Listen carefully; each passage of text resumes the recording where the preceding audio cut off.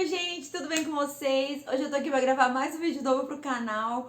Eu quero agradecer a todo mundo que assistiu, meus amigos e familiares que deixaram críticas construtivas, ideias novas de vídeos pra mim. Eu vou gravar tudinho pra vocês. Eu deixei lá no Instagram uma enquete perguntando se vocês queriam, primeiro, o relato do parto ou o processo da bariátrica. O relato do parto ganhou com 73% dos votos. Porém, eu pensei melhor e eu vou fazer como uma cronologia, que é pra vocês entenderem certinho como tudo aconteceu na minha vida.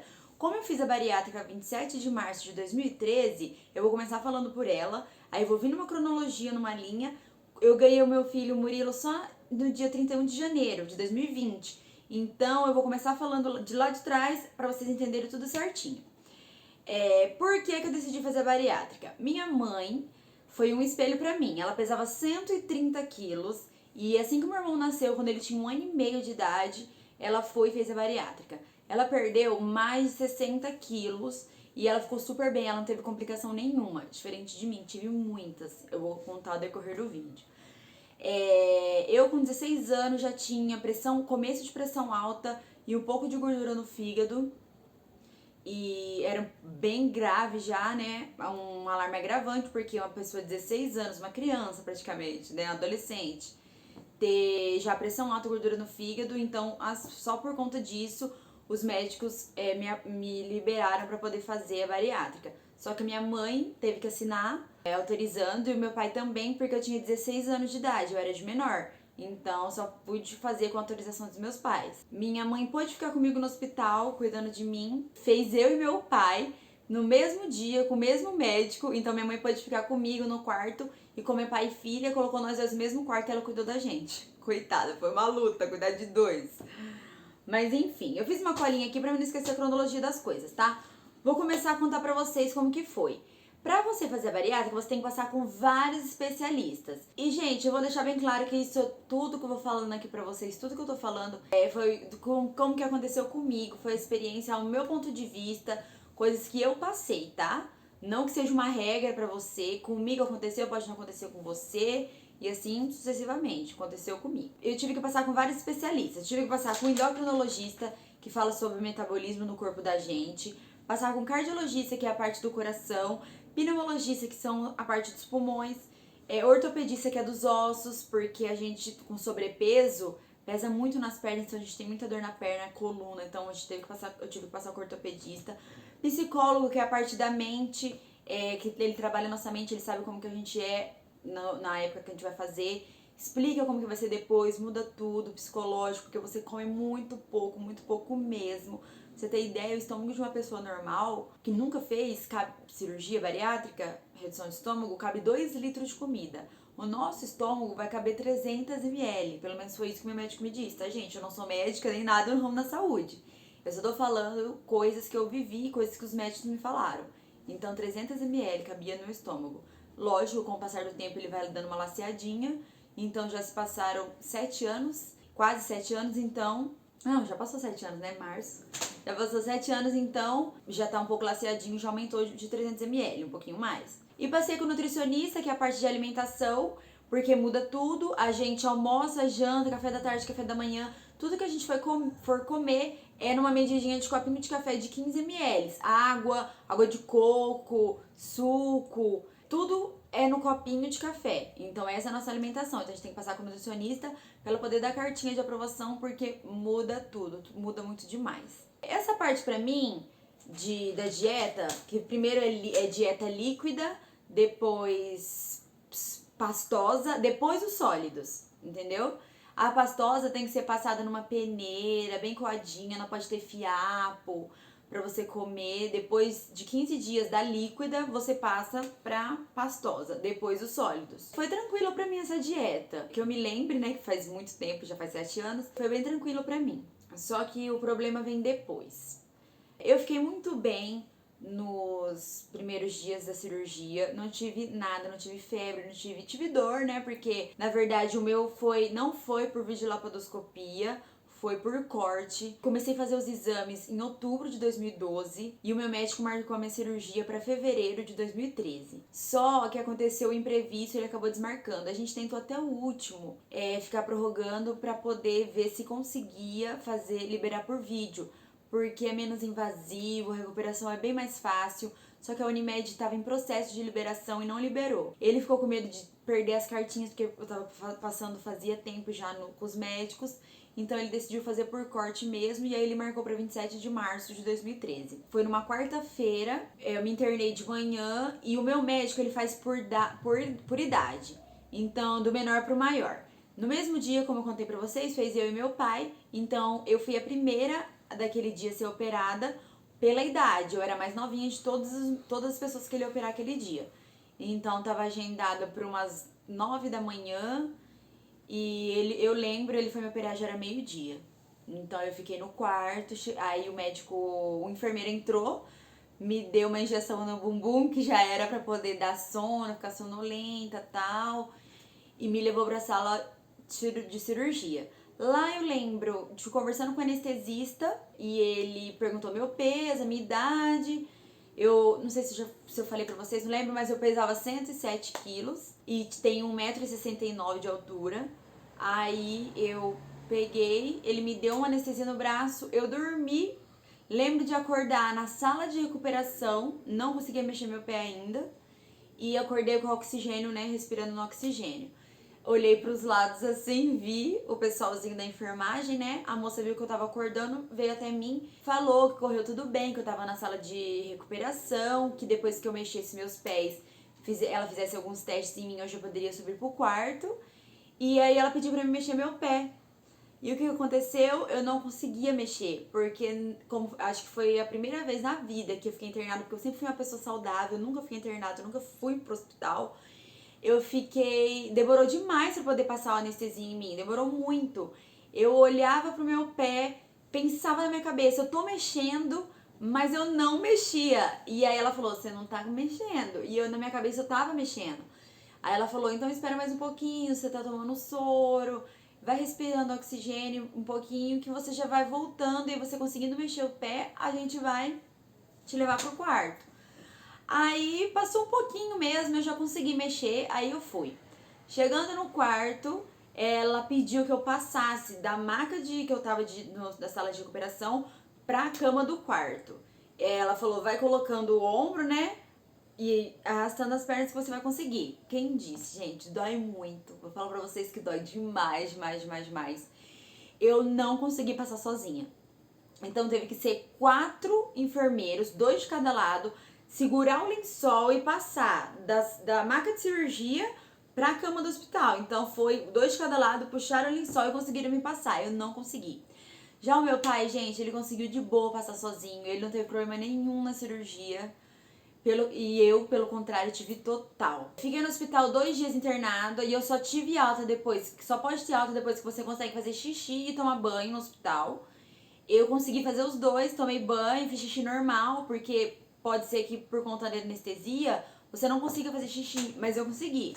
E aí eu tive alta, eu e meu pai teve alta, minha mãe trouxe a gente pra casa. E aí foi toda essa recuperação, né, fazendo dieta líquida, tudo. Só que 48 dias depois, na verdade, no começo, fiquei normal, tal, não tive dor no local, mas não tive febre. Só que foi passando os dias, eu fui começando a sentir muita dor na região do corte e senti que tava quente. Eu colocava a mão e sentia que ficava quente. E eu tive muita febre, tipo, febre de 38, 39 graus. E deu até convulsão em mim, pra você ter noção de tanta febre que eu tinha.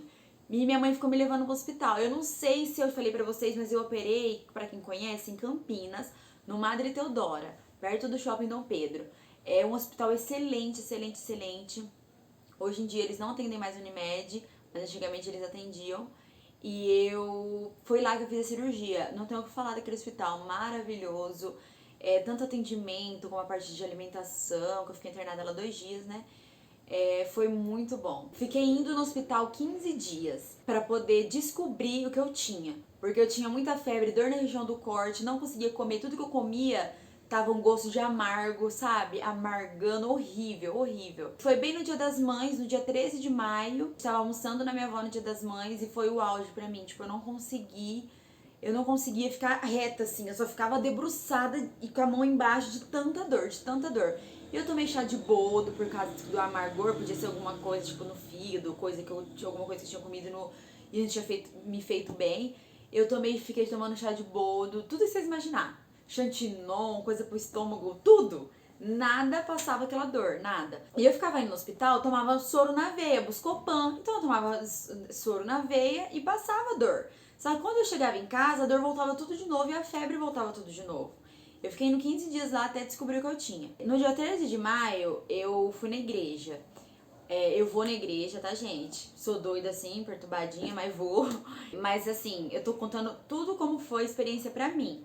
Pra quem não acredita, pra quem não tem uma religião, pra quem é ateu. Eu respeito todos os tipos de religião, até quem não acredita, respeito também. Eu tô contando como foi pra mim.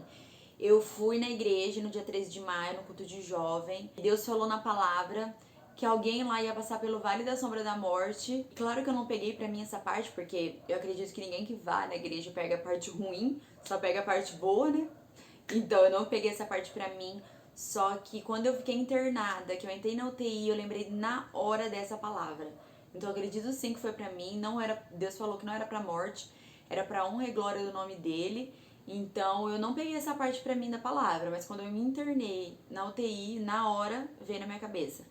Então eu fiquei 15 dias indo no hospital pra poder pegar um médico abençoado. Eu já tinha feito todos os tipos de exame que vocês imaginar. Ressonância, tomografia, todos os tipos de exame mais profundo que via por dentro, via a região do meu corte, eu via o que tinha ali, que não passava minha febre, que não parava de esquentar minha barriga, que a dor era intensa. Eu fiz todos os tipos de exame, raio-x, tudo sem imaginar. Aí eu peguei um médico abençoado de plantão, no dia 13, no dia das mães. Ele me pediu pra fazer uma tomografia com contraste, injetável na veia e tomando 2 litros de água. Como que eu tava... Como eu não sei como eu consegui tomar, porque meu estômago era pequenininho, cabia 300 ml, e ele fez eu tomar 2 litros de contraste via oral e injetável no meu sangue. Então eu fiquei tomando ali por muito tempo. Fiquei ingerindo, pra poder beber os 2 litros todo, pra poder conseguir fazer o exame. Aí eu fui, entrei na sala, é uma máquina, né, computadorizada, entra assim, bem quietinha, injeta, entrei. Eu lembro, gente, que naquela época, pra quem é daqui da região vai lembrar, o Veracruz é um hospital excelente também, muito bom. Naquela época tinha morrido 2 pessoas que foi fazer um exame com contraste, só que injetaram outro tipo de líquido e essas 2 pessoas morreram. E quando ele falou pra mim que eu ia fazer o exame com contraste, na hora, quando eu entrei na sala, eu falei, doutor, pelo amor de Deus, é contraste mesmo? Não é igual aquelas outras 2 pessoas que ingeriram errado e morreram no Veracruz, né? Pelo amor de Deus. Ele, não, fica tranquila, mostrou pra mim que realmente era contraste, é um líquido vermelho, esquenta todo o nosso corpo. Aí ele falou, não, realmente é contraste, tô mostrando pra você, é assim, tá bom. Aí tomei, entrei na máquina e é aquela vozinha, né, que fala, respira fundo e solta. Aí você vai, respira e solta. Aí eu entrei, não durou, tipo, 2 minutos o exame. Já parou a máquina, eu já saí né, voltou pra trás, já saí da máquina. Aí ele falou pra mim, me colocou na maca de novo e eu fui pra sala de observação. Eu falei, pensei na minha cabeça, nossa, que exame rápido, né? Tipo, não durou 2 minutos. Só que ele viu que eu tava com meu fígado inteiro cheio de pus. E ele falou pro meu pai que eu tinha 2% de chance de viver. Então era 98 contra 2% de chance de viver.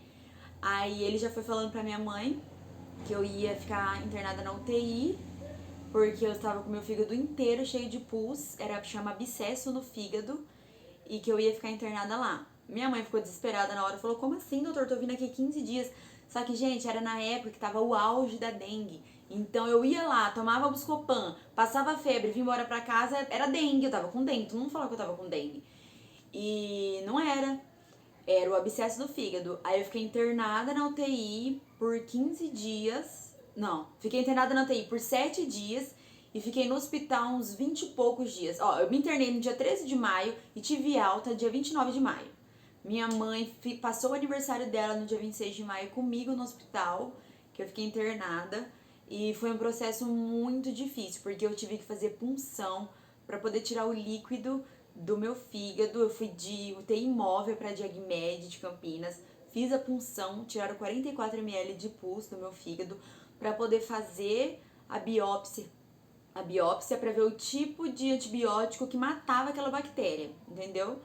Aí por isso eu fiquei internada lá na UTI. Fui na Jogmed, fiz a punção, o hospital perdeu a minha biópsia, então eu nunca soube o tipo de bactéria que eu tive.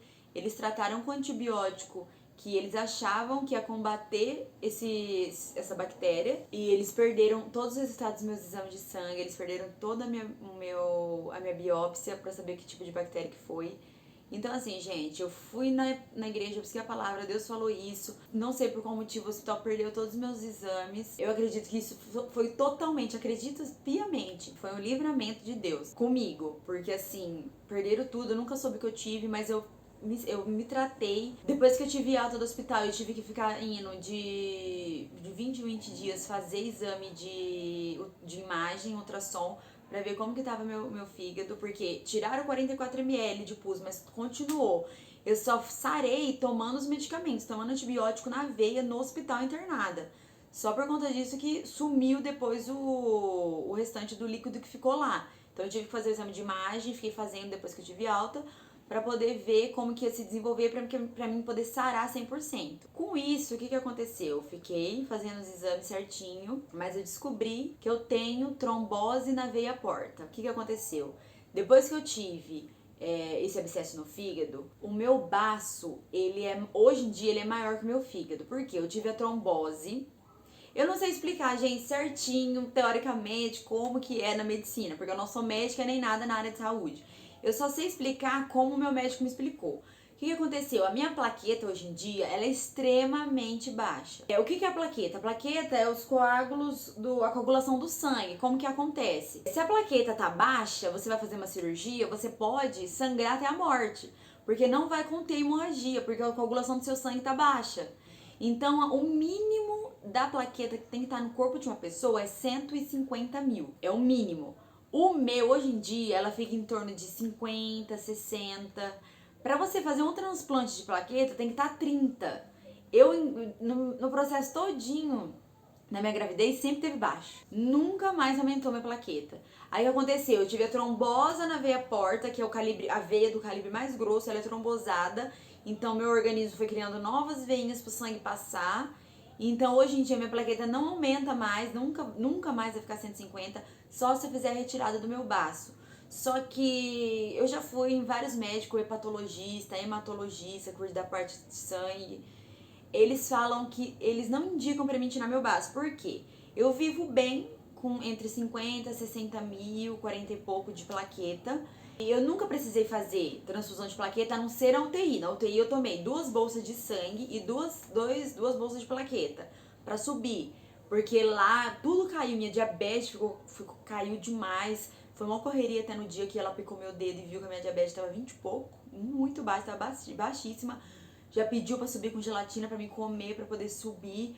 Porque vai caindo demais, dá um pico de glicemia muito baixo, a pessoa até morre por conta disso. Então na UTI eu tomei sim plaqueta e tomei sangue, mas hoje em dia eles não indicam eu fazer a retirada do meu baço por conta de que eu vivo bem com essa quantidade de plaqueta, entendeu? Então, gente, foi isso. Eu tive todo esse problema pós-bariátrica, só que foi como eu falei, a experiência minha, que aconteceu comigo. Não aconteceu nada com a minha mãe, ela ficou super bem saudável. O que aconteceu com meu pai foi, a gente fez por corte. Então o dele estourou um ponto, no qual começou a vazar por ali o pus. Vazar. Ficou uns 3 meses dele vazando. E comigo não aconteceu pra fora, aconteceu, eu acredito, aconteceu por dentro.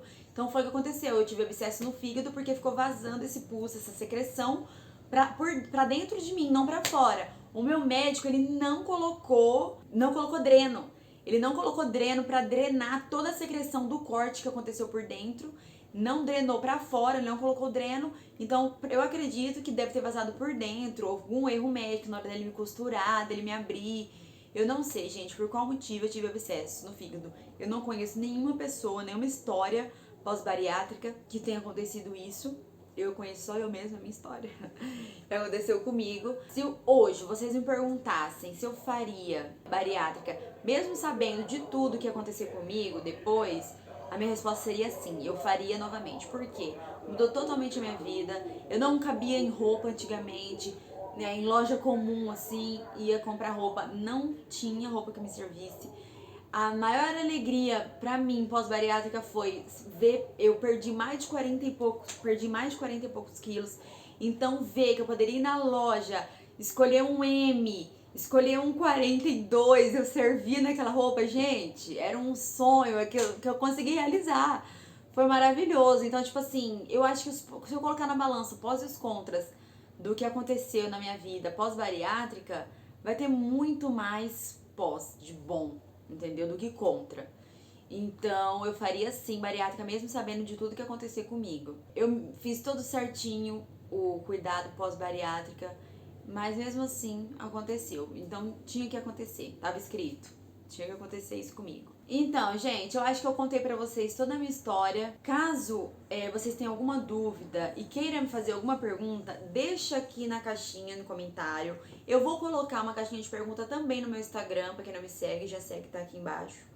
E aí vocês fazem alguma pergunta caso eu não tenha respondido aqui no vídeo, eu vou gravar respondendo pós-bariátrica pra vocês, tá bom? No próximo vídeo eu vou contar sobre a minha experiência com a abdominoplastia, porque tive muito excesso de pele e vou contar pra vocês como que foi pra mim fazer as cirurgias plásticas. Eu acho que eu contei tudo sobre a bariátrica pra vocês, sobre as minhas complicações, as plaquetas baixas que eu tenho, que nunca vai estabilizar de novo, a não ser que eu tire o baço, mas como eu já contei, né, os médicos não indicam eu tirar. Bom, gente, essa foi a minha experiência com a bariátrica. Espero que vocês tenham gostado.